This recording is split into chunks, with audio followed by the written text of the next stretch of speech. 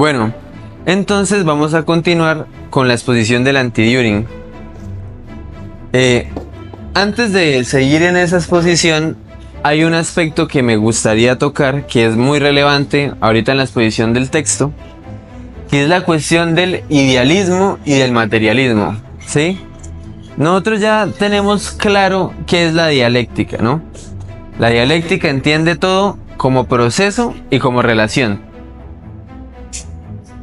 ¿cierto? Entonces, ¿qué pasa?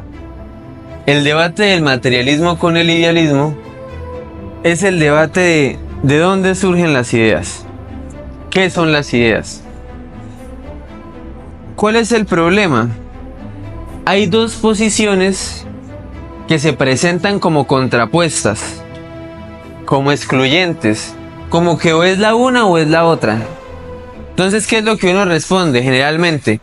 Que la visión idealista es que las ideas determinan la materia. La materia es un producto de las ideas. Algo diferente, pero es al fin y al cabo un producto. ¿Y qué dice el materialismo? Lo contrario. La materia produce, determina la idea. En un análisis superficial, nosotros plantearíamos que nuestra posición es esta, ¿cierto? Nosotros plantearíamos eso, que nuestra posición es la posición materialista, ¿sí? ¿Qué es lo que dice esta concepción que para mí es una concepción vulgar del materialismo, ¿no? Que la materia produce la idea. ¿Cuál es el problema de esta concepción? De que la materia produce la idea. Ya te está diciendo a ti que la idea es algo distinto a la materia. Cuando uno dice que la materia produce ideas, uno ya está diciendo que la idea es algo diferente. Producto de la materia, sí, pero distinta. Con una ontología diferente, sí. Porque es un producto de. Muy diferente cuando nosotros decimos que la idea es una forma de. ¿Sí? Si planteamos que la idea es un producto de la materia, necesariamente la idea es algo distinto de la materia. Cuando nosotros decimos que la idea es una forma en la que se manifiesta la materia, estamos diciendo que la idea también es material. ¿Cuál es el problema entonces de tomar postura con alguno de los dos bandos? ¿Sí? Y esto es uno, digamos, de las objeciones que hacen los idealistas a los materialistas. Pero de nuevo, ¿por qué? Porque es un materialismo vulgar. El materialismo vulgar, ¿qué le diría a uno? La explicación de las ideas recabe en la materia. ¿Y qué es la materia? El cerebro, las conexiones nerviosas, ¿sí? Entonces yo voy a intentar explicar las ideas desde una cuestión biologicista de las conexiones neuronales y del cerebro. ¿Qué pasa? ¿Cuál es el meollo del asunto ahí? Ustedes pueden abrir un cerebro, estudiar la biología del cerebro y no van a encontrar una sinfonía. No van a encontrar una carta de amor, no van a encontrar una ecuación. ¿Sí? Porque las formas ideales, aunque necesariamente necesitan condiciones de posibilidad, o sea, un cerebro que las piense, ¿cierto? No están determinadas exclusivamente por la cuestión biológica y física, entre comillas, de las neuronas, del cerebro, etc. ¿Por qué? Y esto es algo que trae a colación Ewald y Lienkop. Porque para Ewald y Lienkop, el pensamiento no solamente tiene una base biológica en el cerebro, sino que el pensamiento es un producto social. Ewald y Lienkop. Y Lienkop es el apellido, Ewald es el nombre. Entonces el pensamiento no solamente tiene una base biológica en el cerebro, sino que el pensamiento también tiene una determinación histórica y social.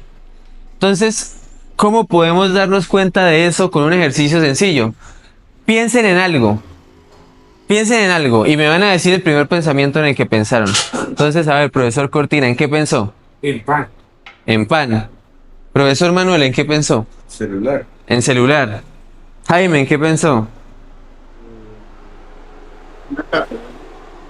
Fabio, ¿en qué pensó? Del tipo. Bueno, Entonces miren, pensaron en un pan, en una casa, en un celular y en tinto. Un materialista vulgar les diría que la explicación para que ustedes pensaran eso está en el cerebro, ¿cierto? Que es una cuestión neuronal y que ahí voy a encontrar estos pensamientos. Pero Eva Lilienko les diría, hey, miren lo primero común de todas las formas del pensamiento que tienen ustedes, que es una forma de lenguaje. ¿Qué lenguaje es? El español. O sea, ya el pensamiento, la forma concreta, estilizada del pensamiento moderno, que no es el mismo, digamos, de un neandertal o de un ser humano primitivo, es que tiene un lenguaje. En este caso el español, y es un lenguaje moderno. Sí. ¿Cierto? ¿Qué otra cosa más? Por ejemplo, miren la cuestión del celular. El celular solo es posible que esté en la mente de nosotros en este momento histórico. Si nosotros estuviéramos teniendo esta discusión en el 1700, celular jamás sería una posibilidad como forma ideal, bajo ninguna circunstancia, a menos de que habláramos de un viajero en el tiempo.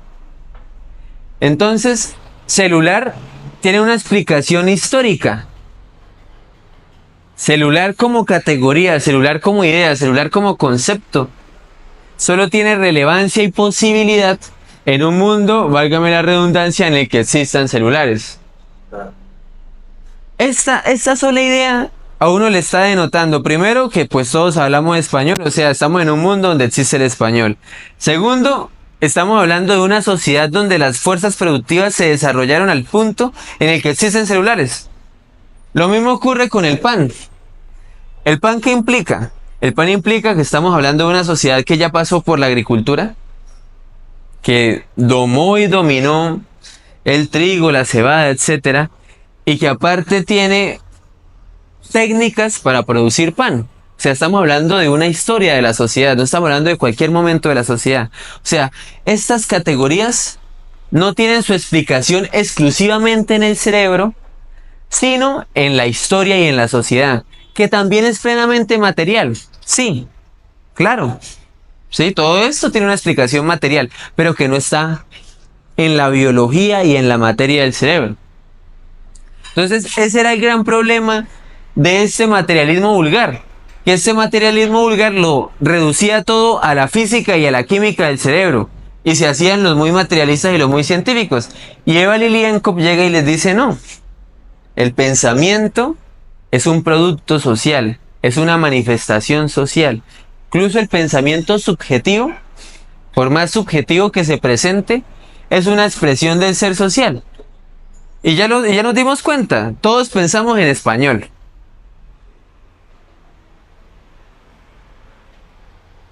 O sea, imagínense una época en la que la forma de comunicarnos nosotros fuera tan primitiva que no hubiera un lenguaje con tal cantidad de letras como el español.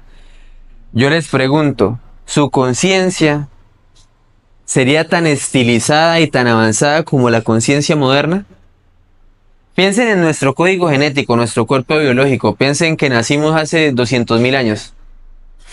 ¿Pensaríamos lo mismo? No, pero tenemos la misma masa cerebral, el mismo código genético. Somos nosotros, es nuestro cuerpo. Pero como nacimos en 200.000 años antes, nuestras formas ideales no van a estar ni en español, ni van a representar objetos del mundo real, ni nada. Y todavía no hemos cumplido las etapas o estamos en el Homo erectus, estamos ahí. Homo sapiens sapiens, se supone, ¿no? Sí. Sí, pero Andrés, yo quisiera leer aquí algo porque estamos trabajando el tema de la ideología alemana. Resulta que en la ideología alemana Marx y Engels plantean lo siguiente, dicen, el lenguaje es tan antiguo como la conciencia. El lenguaje es la conciencia real, práctica, existente también para otros hombres. Existiendo pues, entonces solamente también para mí mismo. Igualmente que la conciencia, el lenguaje solo aparece con la necesidad de relación con otros hombres. Pero miremos aquí, si el lenguaje es tan antiguo como la conciencia, significa que no puede existir conciencia sin lenguaje, y lenguaje sin conciencia. Luego, mejorando el lenguaje, mejora la conciencia. conciencia, y mejorando la conciencia, mejora el lenguaje. Por eso es que nosotros estamos en estos espacios tratando no solo de mejorar la conciencia ni de tomar conciencia, sino de mejorar el lenguaje, porque mejorando el lenguaje mejora la conciencia. Y no Porque los solo, dos, y no solo eso, esa explicación a uno ahí le da la clave. La conciencia es social. ¿Por qué? Porque el lenguaje es un producto social. Entonces, ¿por qué la concepción materialista, que es muy diferente al materialismo dialéctico? El materialismo dialéctico, ¿qué es? Un sistema filosófico. Y ya hemos abordado cuál es la crítica de Marx y Engels a los sistemas filosóficos. ¿Cierto? ¿Qué proponen ellos? La dialéctica materialista como método, no como sistema filosófico, como método de conocimiento.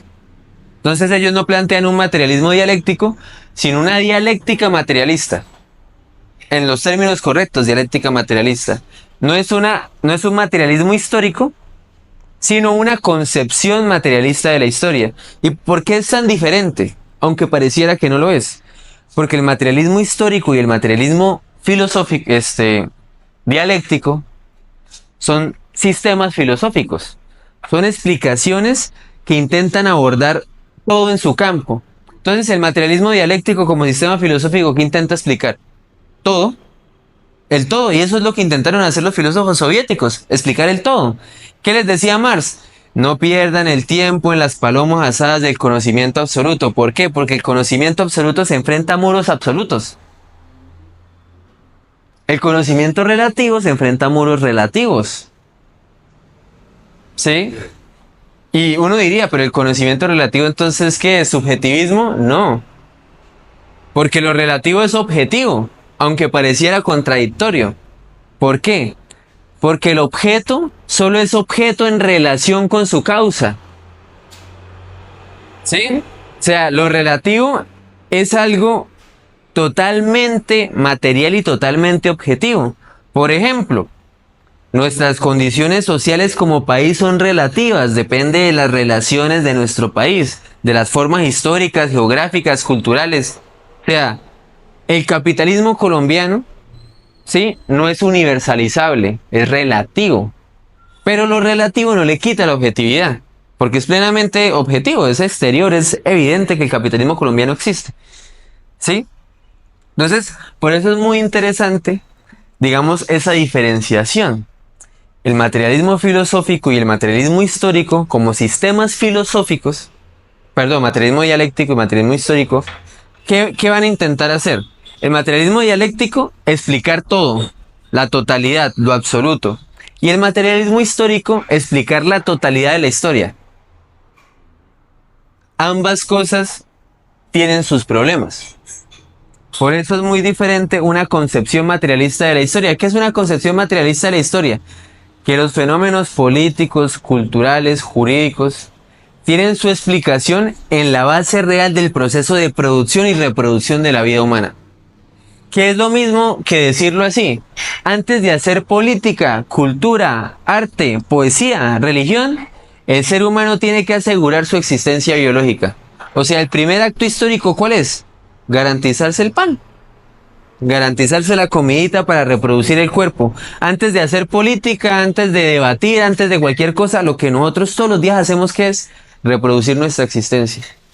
¿Sí? Esa es la base material, esa es la vida real. Entonces, de esa base material, de esa vida real, de la forma en la cual nosotros producimos y reproducimos nuestra existencia, va a explicar las formas jurídicas, políticas, religiosas e ideológicas de determinada época histórica. Eso es la concepción materialista de la historia. Y ya está. ¿Sí? No busca explicar la historia en su totalidad. ¿Qué busca explicar? Ah, que la historia tiene una base material.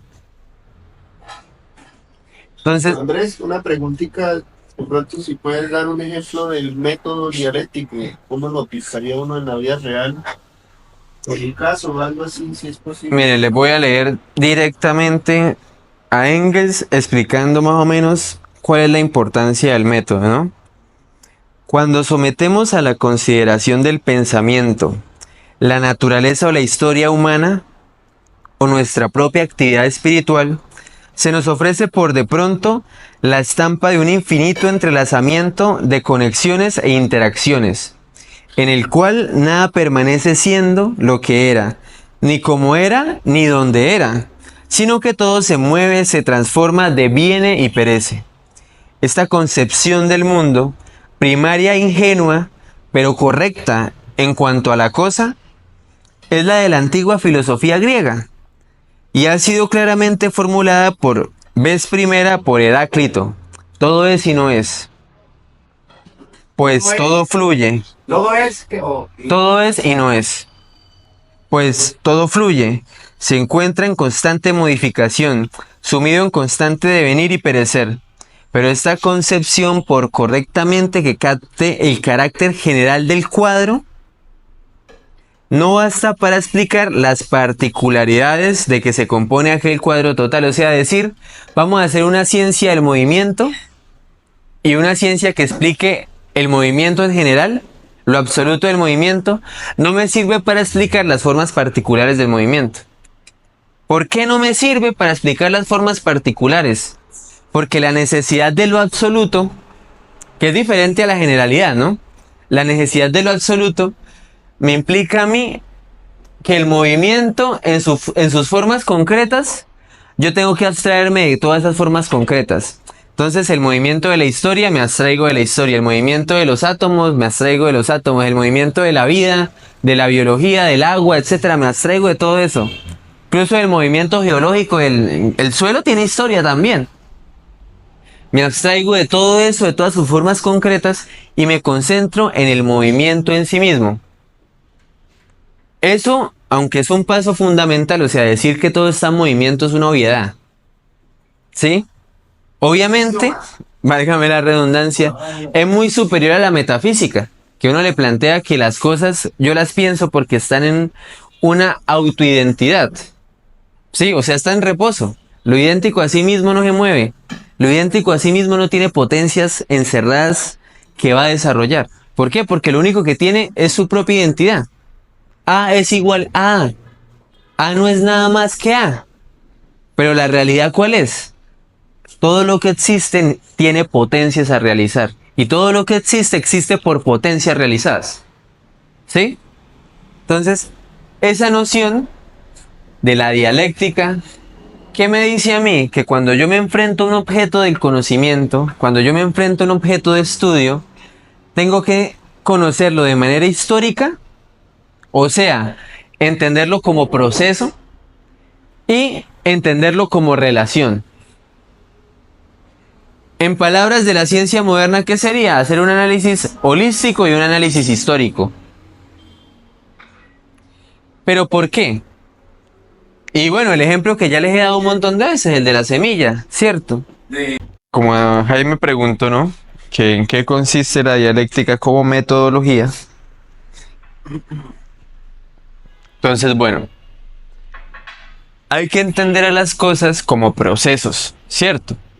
¿Qué quiere decir eso? Que todo lo existente tiene potencias a realizar y a su vez todo lo existente es producto de potencias realizadas.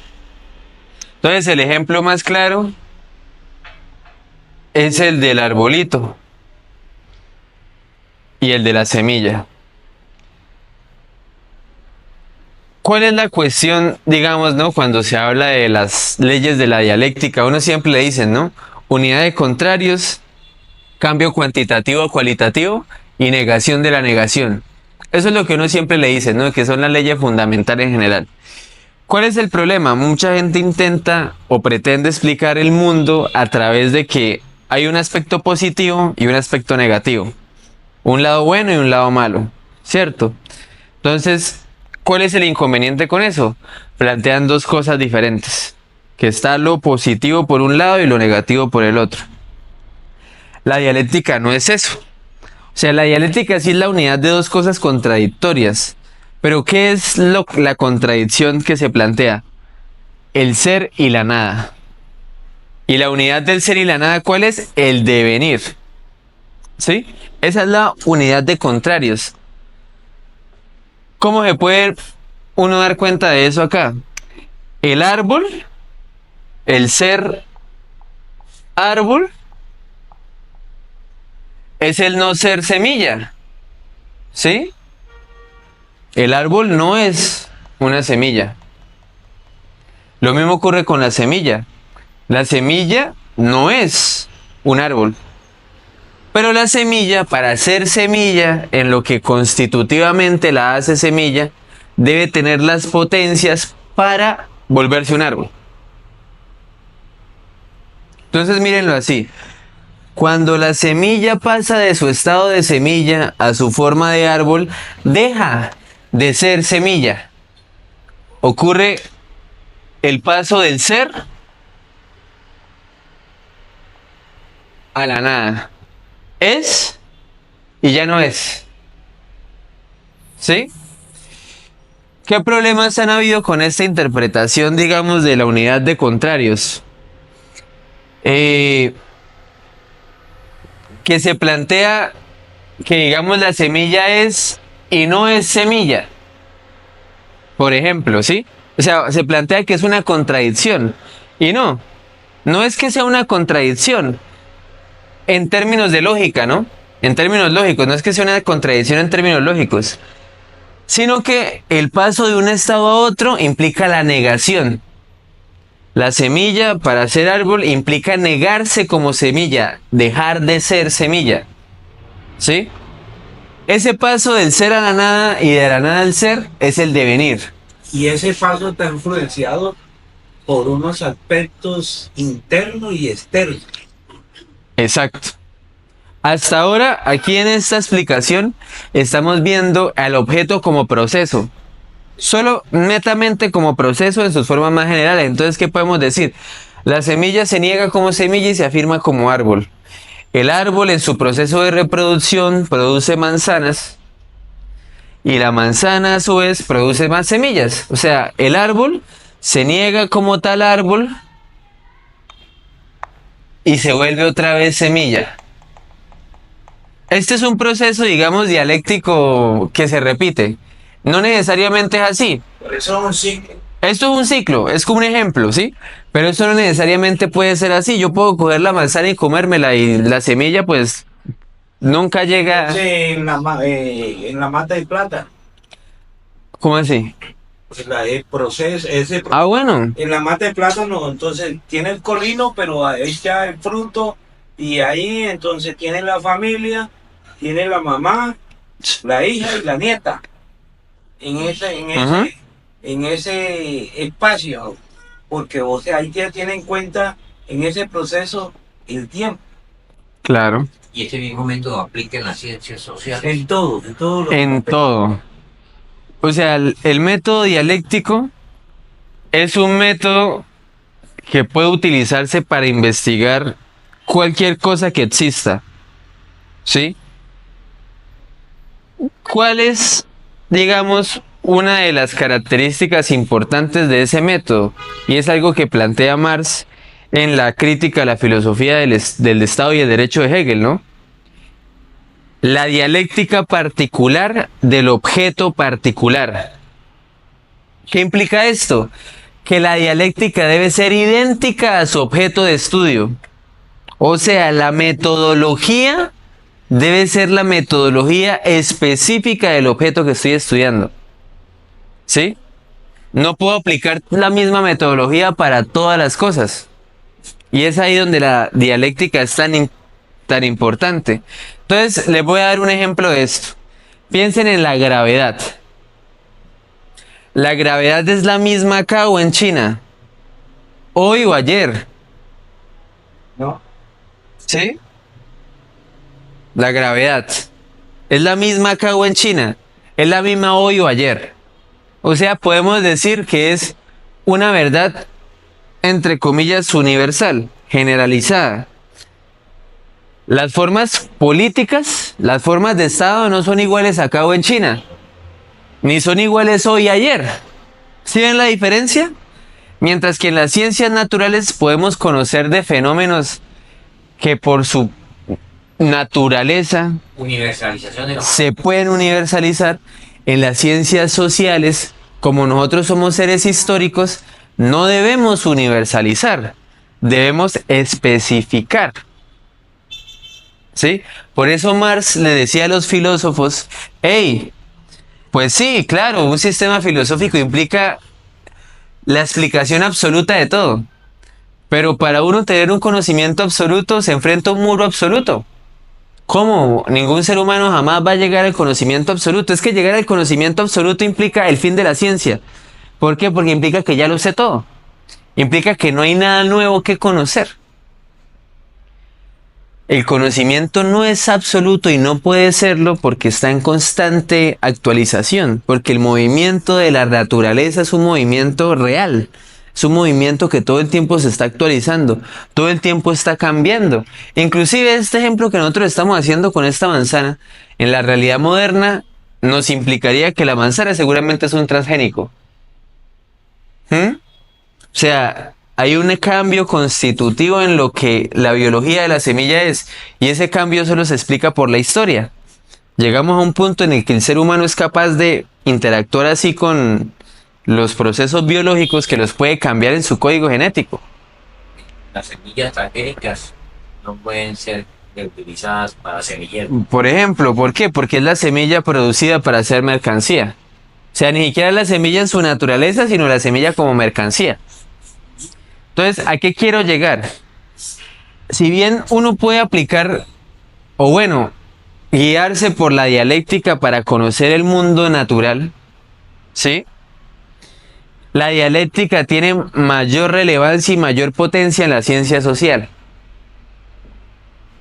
Porque mientras en la ciencia natural yo puedo, digamos, para bien o para mal, hacer generalizaciones que puedo intentar universalizar, ¿sí? Hacer explicaciones que puedo intentar universalizar. El punto de ebullición, qué sé yo, de algún líquido, algún compuesto, la carga electrónica que tiene un compuesto químico, son cosas universalizables, ¿sí? El hidrógeno tendrá la misma cantidad de electrones hoy o ayer, o hace 200.000 años, acá o en otro país, ¿sí? Pero las formas sociales sí cambian. Por eso les digo, no es lo mismo la sociedad china que la sociedad colombiana, no es lo mismo la sociedad colombiana de ahora que la sociedad colombiana de hace 100 años. Y como no es lo mismo, la dialéctica tiene que adaptarse a esas formas específicas. Y es ahí donde está lo importante, que es lo que el profesor Cortina muy bien estaba hablando. Listo, esto es ver a la cosa como proceso, o sea, hacer un análisis histórico. Pero eso no es suficiente. ¿Por qué? Porque este proceso, aparte de ser proceso, es relación. O sea, todo lo que existe en relación con algo. ¿Cuál es el ejemplo más claro de eso? La semilla solo puede realizar sus potencias en relación con la tierra, el sol y el agua. Y eso muy por encima, ¿no? Estoy haciendo una explicación de biología de primaria que seguramente tiene muchos errores, pero es por la necesidad, digamos, pedagógica, ¿no? Si nosotros nos ponemos bien rigurosos, bien rigurosos, podríamos ver incluso el movimiento de las aves que comen los frutos, que transportan las semillas, ¿sí? Podríamos explicar por qué en X región crece determinado árbol. Veríamos la historia del árbol, en la historia del árbol al ave, como un momento de esa historia del árbol. Marx, cuando hablaba de la cuestión, porque miren, o sea, la dialéctica, lo básico de la dialéctica es entender a las cosas como proceso y como relación, ¿sí? Marx hablaba de relaciones intrínsecas, inmanentes. ¿Por qué? Porque habla de relaciones intrínsecas e inmanentes. Piensen en sus ojos.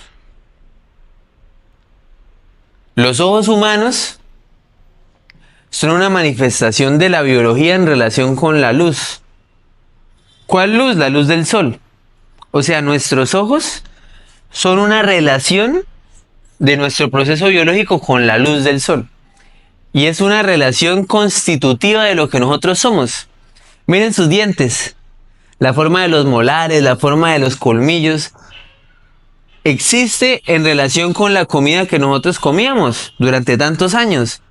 Nuestros dientes se volvieron así por los productos que nosotros consumíamos, por los animales que nosotros comíamos. nuestra contextura, nuestra capacidad de utilizar las manos, todo es una relación, ¿sí? Y es constitutiva y es inmanente porque esa relación nos determina a ser como somos. Volvamos otra vez al árbol. Las raíces del árbol que implican que el árbol solo existe en relación con la tierra, los nutrientes, los minerales, el agua.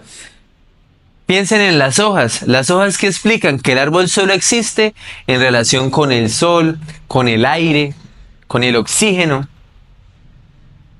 ¿Sí? O sea, la existencia del árbol solo es posible en un medio, como relación con ese medio, como momento de ese medio natural. Pero mira que en el mismo el proceso que tú mencionas y relación, tiene relación eso con la tierra y el sol y realiza la evolución de esos dos movimientos internos de la semilla.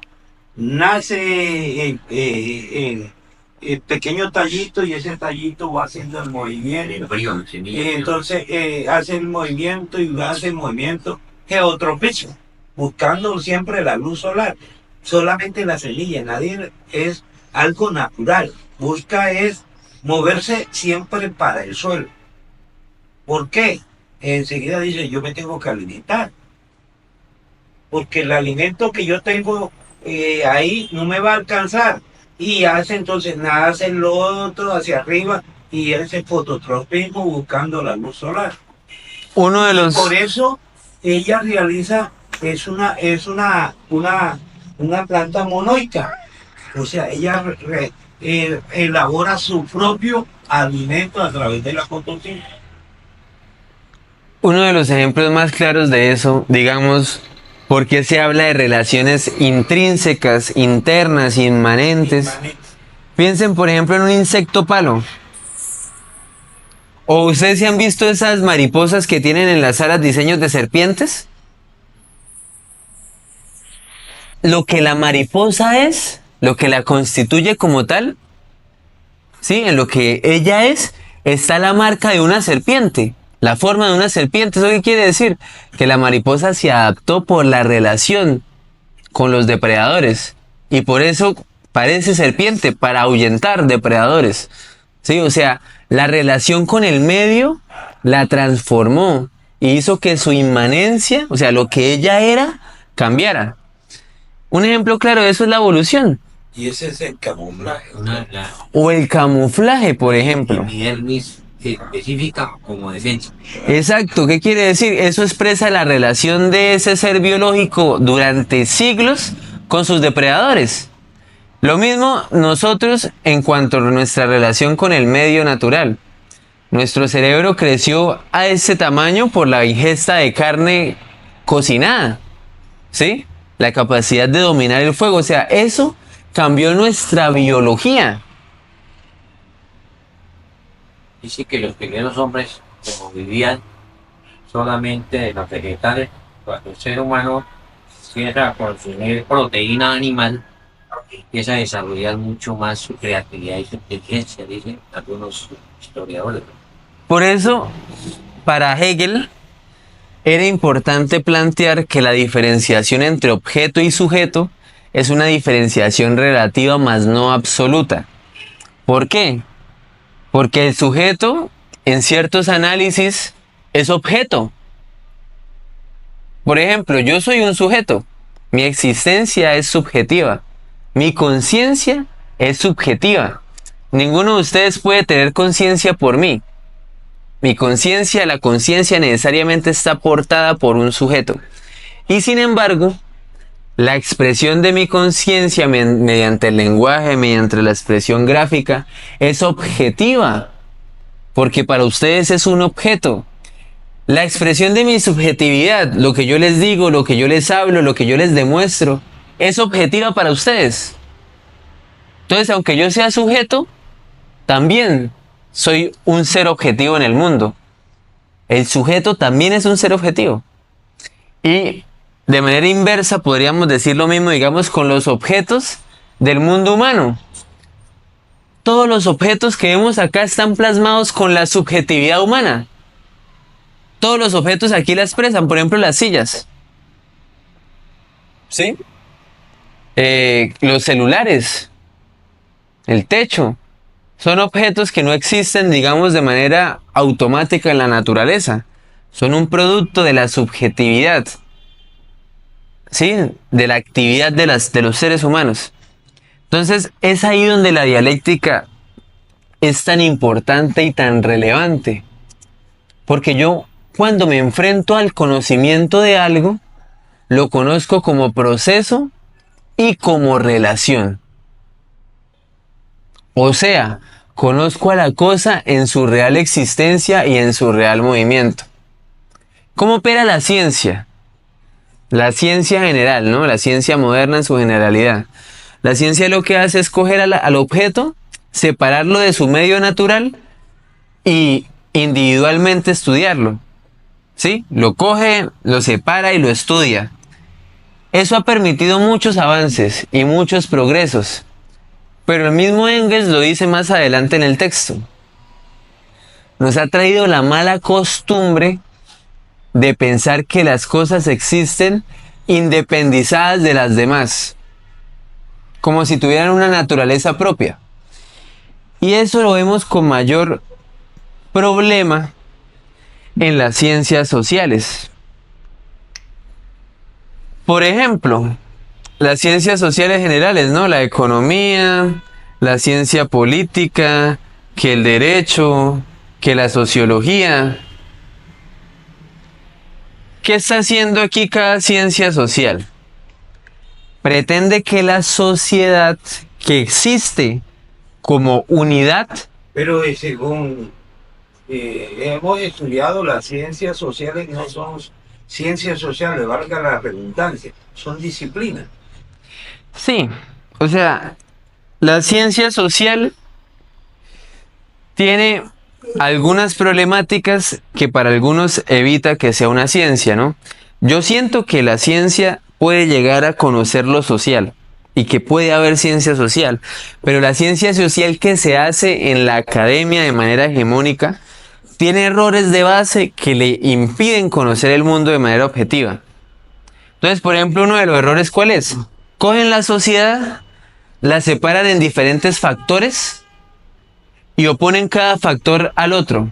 Entonces, que el factor económico se opone al factor político, que el factor político se opone al factor social, que el factor social se antepone al factor jurídico. ¿Sí? ¿Cuál es el problema de esto?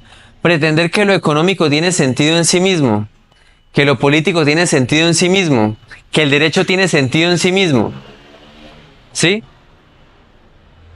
Esto nos evita ver la relación, ver que la economía es un momento del proceso, que la política es un momento del proceso, que las formas jurídicas, que las relaciones sociales, todo son momentos de un proceso. ¿Cuál proceso? El proceso de la vida.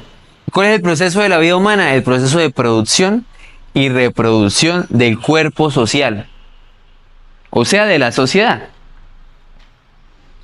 Entonces, la dialéctica nos permite hacer un análisis de la sociedad de manera holística y de manera histórica, sin asumir leyes universales, sino leyes históricamente específicas.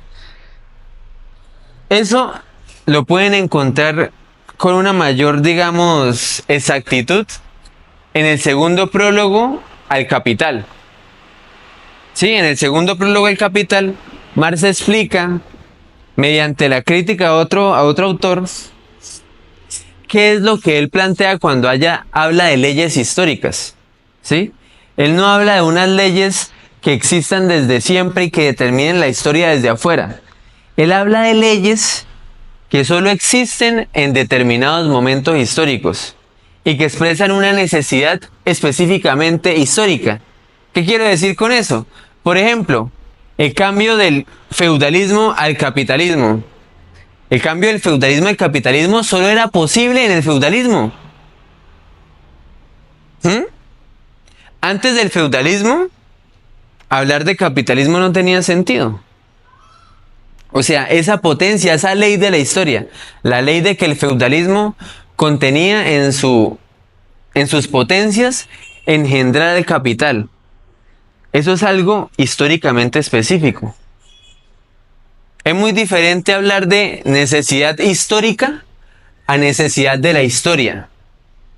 Por ejemplo, cuando hablamos de necesidad de la historia, Francis Fukuyama hablando de que el capitalismo es el fin de la historia.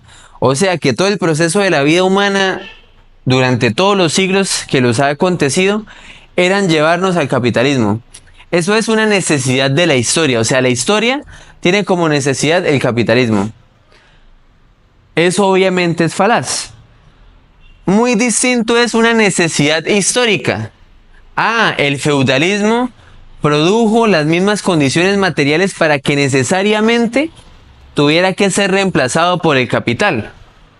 Ahí ya no estamos hablando que la historia nos lleva al capitalismo. Estamos hablando que el feudalismo nos lleva al capitalismo. ¿Sí? Y la diferencia entre una necesidad histórica, o sea, las potencias que el propio feudalismo creó, implicaron la necesidad de superarlo, porque el feudalismo fue el que produjo a la burguesía. Hablar de una necesidad de la historia, asumir que todo el proceso de vida humana hasta ahora tiene como propósito y resultado el capitalismo, por ejemplo. Entonces, entendiendo eso y esas características de la dialéctica, nos damos cuenta que la dialéctica ofrece una explicación mucho más exacta del mundo, porque entiende al mundo y a los objetos que lo conforman como procesos y como relaciones, y a su vez, porque en el ámbito de lo social, nos invita a hacer leyes históricamente específicas y no leyes universales. ¿Hay leyes universales en la concepción materialista de la historia? Claro. Por ejemplo, toda sociedad existente, como cuerpo vivo, tiene que garantizar su vida como primer acto. Eso es una necesidad universal. Siempre que haya seres vivos, pues los seres vivos van a tener que reproducir su vida. Eso es universal. La forma en la que la vida reproduce la vida es lo histórico y lo específico. Piensen en que el modo de producción es distinto al modo de producción feudal. ¿Qué es lo universal? Toda sociedad humana necesita un modo de producir la sociedad. Eso es lo universal. Toda sociedad requiere producirse a sí misma. La forma concreta e históricamente específica en la que la sociedad se produce es lo específico, es lo que ya no puedo universalizar. Y es ahí donde inicia el conocimiento real, porque ahí yo ya no estoy conociendo la historia, sino el capitalismo. Y cuando conozco la historia, es la historia del capitalismo. ¿Sí? Ahí yo ya estoy planteando conocer la especificidad. Y ese es el aporte tan fundamental de Marx. Marx plantea que la ciencia social puede ser ciencia sin conocimientos universalizables. Que los hay, claro. Por ejemplo, uno puede decir, qué sé yo, un conocimiento universalmente válido. La fecha de muerte de Napoleón. Es un conocimiento objetivo universalmente válido. Pero eso es algo que no me dice mucho del mundo. El mundo y la historia se comporta de manera específica. Y es ahí donde el conocimiento específico entra a tener de alguna manera mayor relevancia que el conocimiento de lo abstracto, que el conocimiento del universal. Eso en el ámbito de la ciencia social, como para responder a la cuestión, ¿no? Entonces la dialéctica, así como para reducir y volver sobre mis propias palabras, es entender a las cosas que yo estudio como procesos y como relaciones. Y la dialéctica en lo social es entender que la sociedad tiene leyes históricamente específicas. Leyes que explican un momento determinado en la historia. Leyes que yo no puedo, digamos, generalizar en toda la historia como para explicarlo todo.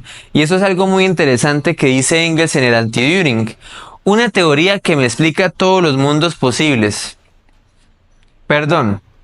Una teoría que me explique todos los tiempos y todos los lugares no me sirve para entender ningún tiempo específico ni ningún lugar específico. Por necesidad está abstraída de lo particular, por necesidad. Y como por necesidad está abstraída de los contenidos específicos, pues no me sirve nada más que como cuerpo teórico general. ¿Sí? O sea, Marx cuando dice que antes de hacer política, cultura e historia, el ser humano se garantiza la vida, pues está diciendo algo importantísimo, pero todavía no me está diciendo la forma específica en la que el ser humano en el modo de producción capitalista se garantiza la vida. Es ahí donde entra con mucha relevancia el estudio del capital, para conocer esa forma específica. Entonces, básicamente eso es la dialéctica. La dialéctica tiene unas metodologías, ¿no? Eso lo vimos, digamos, en el video del profesor Amílcar. Parte de lo concreto representado, se va a lo abstracto y regresa otra vez a lo concreto, pero esta vez a lo concreto como síntesis de determinaciones, a lo concreto pensado. Entonces les doy un ejemplo. Supongan que nosotros somos cavernícolas y por primera vez estamos viendo un eclipse de sol. Lo inmediato de nosotros que vemos ese eclipse, ¿a qué conclusiones podemos llegar? En lo inmediato, con ver un eclipse de sol, supongamos que somos cavernícolas, no sabemos cómo funciona el sol, no sabemos cómo funciona la luna, y estamos viendo un eclipse total de sol. En lo inmediato, ¿qué podemos decir? Que es magia, Fenomenal. que es un fenómeno extraordinario, que se está acabando el mundo, que es un castigo de los dioses. Y en la primera impresión de ver un eclipse total de sol, esa podría ser nuestra conclusión. Eso es algo concreto, el eclipse es concreto, ¿sí? Pero como yo no sé nada más que lo inmediato, el mero fenómeno es concreto, representado. ¿Por qué? Porque yo me represento el fenómeno concreto en mi cabeza. Y esto es lo concreto. Ahora, supongamos que nosotros no somos cavernícolas, sino somos estudiantes. Nosotros pasamos de lo concreto a lo abstracto. ¿Por qué? Piensen que cuando yo quiero explicar el fenómeno del eclipse total del sol, tengo que explicarles a ustedes el movimiento de la luna. ¿Sí? Tengo que explicar el movimiento de la Tierra. Tengo que explicar el movimiento del sol. Cuando yo intento explicar, digamos, en un eclipse de sol, el movimiento de la luna, ¿qué implica? Que me estoy abstrayendo de explicar el movimiento del sol. Cuando yo me concentro en una cosa, me abstraigo de todo lo demás. O sea, la abstracción sí o sí es necesaria y fundamental porque yo para concentrarme en algo, tengo que separar ese algo de todo lo otro. ¿Sí? Eso lo hacemos todo el tiempo cuando estudiamos las cosas. Cuando yo decido estudiar un tema, me estoy abstrayendo de estudiar los otros temas. ¿Sí? Entonces, para conocer este fenómeno concreto, tengo que separarlo en partes. Eso se llama análisis, que es el primer momento de la dialéctica. Parto del fenómeno inmediato y mediante el análisis lo desmenuzo en sus determinaciones, en sus partes, en sus características.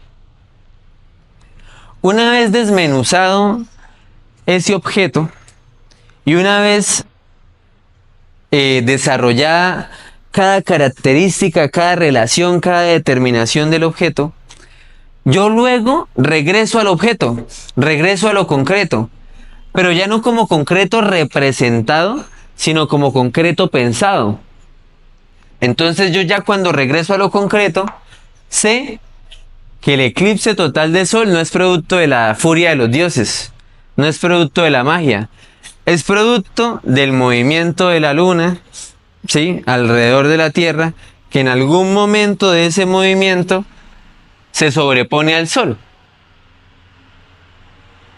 Y eso solo lo sé ya una vez yo voy más allá del fenómeno, busco conocer la esencia de las cosas.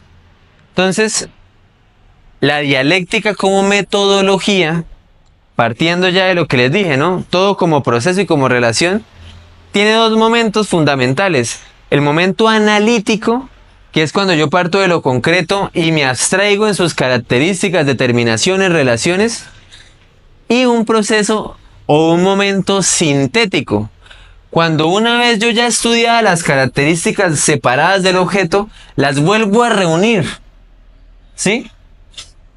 Cada cosa que intenté conocer por separado, la uno. Y entonces ahora yo ya conozco al objeto en su real existencia, como concreto, pensado. ¿Sí? Básicamente eso es el proceso dialéctico. Entonces, es fundamental eso. Análisis, síntesis.